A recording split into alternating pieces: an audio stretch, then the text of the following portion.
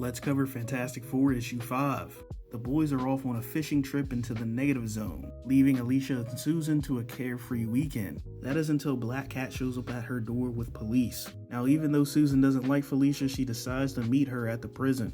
She's being charged with murder, but she knows she's been framed. She needs Invisible Woman's help to get the evidence she needs to clear her name. And using her Black Cat charm, she gets Susan to agree. They then go over what happened. Felicia came to this bank to get something out of her safety deposit box. After she gets what she needs, as she's exiting the vault, she trips over a dead body. The guards heard her scream and then chased her to Susan's house. Quick side note, on top of this dude being murdered, there were also some things missing from the vault. The only problem is, going over the blueprint of the bank, there is only one way in and one way out to this vault. So all roads lead to Felicia killing that man. But Susan decides to go to investigate for herself. She goes invisible and ventures into the bank. And Felicia was right about all the details. There's only one way in and one way out. The only other thing is that there was a bathroom where the guy died right behind him. So she reappears right in front of the guards to ask them questions about that day. But she just gets escorted out.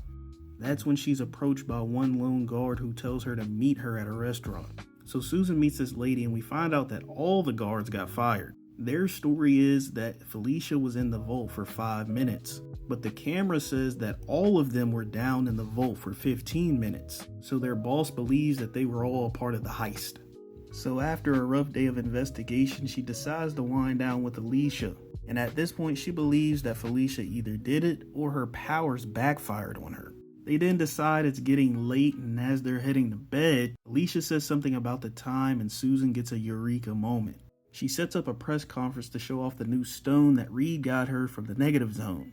This is so that it's displayed everywhere around the city. She then bails Felicia out of jail and shows us that the ring isn't actually real. She then heads back to that bank and deposits that stone within a safety deposit box. You see, this is all a part of her plan, as we see Felicia magically disappear, and this guy appear in her place. He has this strange gun, and as Susan corners him, he shoots himself with it, disappearing. She then plays the waiting game again. 10 minutes pass and this guy reappears. She disposes of his gun and then tells us exactly what happened on that day.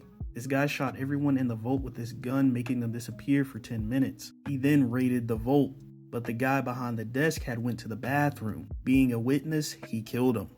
He didn't get a lot of money from this initial heist, so he came back to try to steal Invisible Woman's ring. This was enough evidence to clear Felicia's name, get the guards back their job, and help form an unexpected friendship.